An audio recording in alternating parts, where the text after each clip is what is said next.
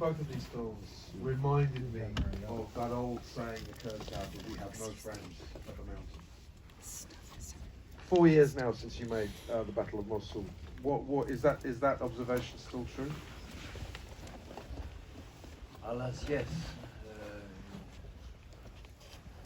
I cannot even conceive myself the unfairness of what happened since these last images. I could not imagine that they could be betrayed so much in such a crude and obvious way. These ladies, these guys who paid such a high price to defend us, to defend themselves and us, to defend their fatherland and our values. The way in which they were rewarded, first, 2 years ago, when they were assaulted, when they were attacked by the Shia militia of the General Soleimani,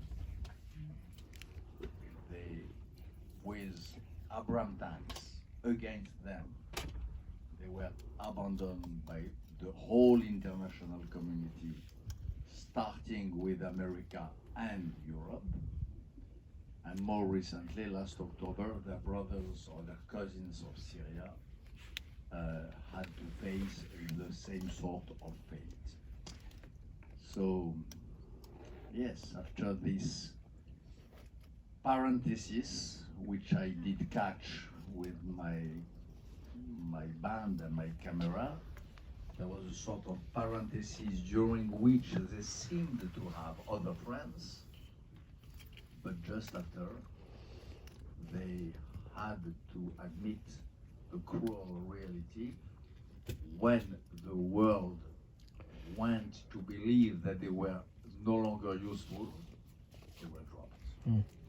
This is what happened, not only last October. Last October, it was, we all remember, but already 2 years before, in October 2017, these girls, the General Sirwan Barzani, his companions of arms, were betrayed by us and by State Secretary Rex Tillerson and by Europe and by France, actually. So, yes, they have some, they are not completely wrong when they say that they don't have any friends except the mountains. And what about looking closer at the enemies that surround them? I mean, we saw here that primarily the struggle against Daesh, the struggle against Islamic State. But you mentioned as well that after the Kurdish independence referendum in 2017, the Iranians and General Soleimani crushed that independence bid. And of course, most recently, we've had Erdogan in Turkey threatening the Kurds in Syria. So it really is quite a bleak outlook, isn't it? There isn't anybody on the ground there that has their back. There is America and France, normally. They fought with us, they did fight with us shoulder to shoulder. They were our brothers in arms. This is what it was supposed to be. To be honest, I had a doubt. At the beginning of the second film, Battle of Mosul, you remember, 50 minutes before the end, there is this terrible battle of Fazliya.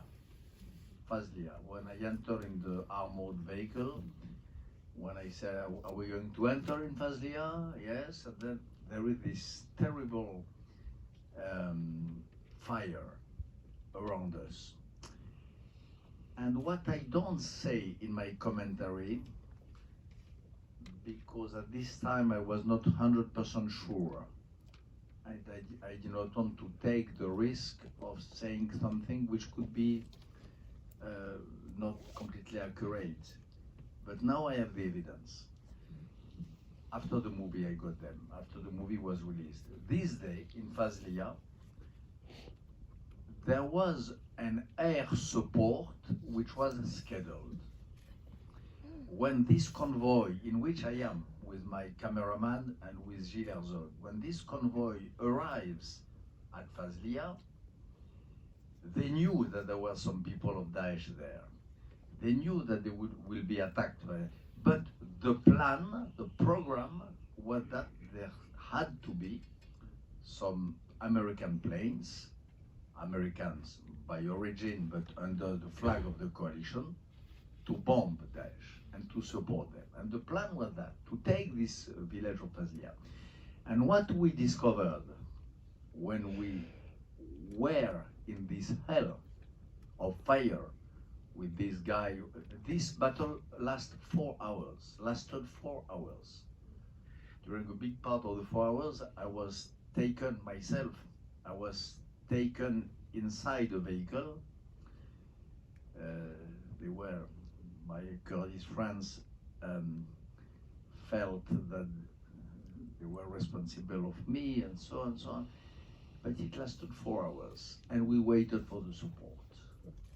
And the support did not come. And for me, it was like a prefiguration of what had to happen 1 year after in Kirkuk, and 3 years after in at the Turkish border.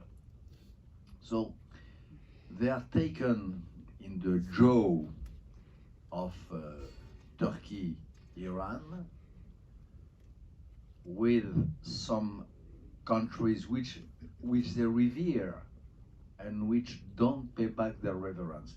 You cannot. I would like you to imagine in how these people speak of America.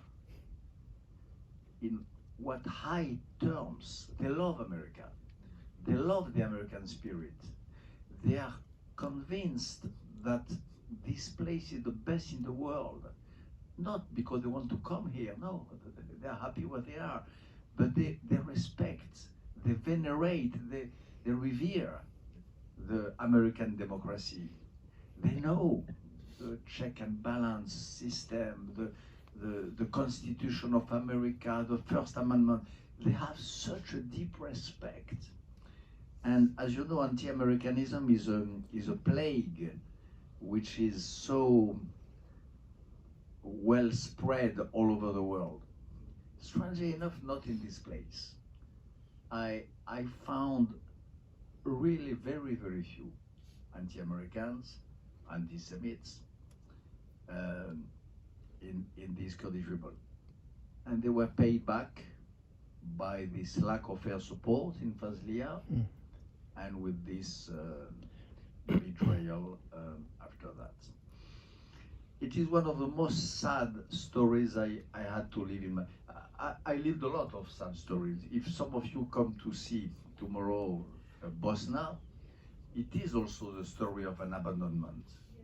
During 4 years, the Sarajevo was besieged, children were sniped, civilians were under attack, and nobody came. No air support either. Libya was a little different, of course. But to this extent, such a brotherhood and such an ingratitude, I don't know how you say, no grateful. Ingratitude. I never saw such an uneven balance. And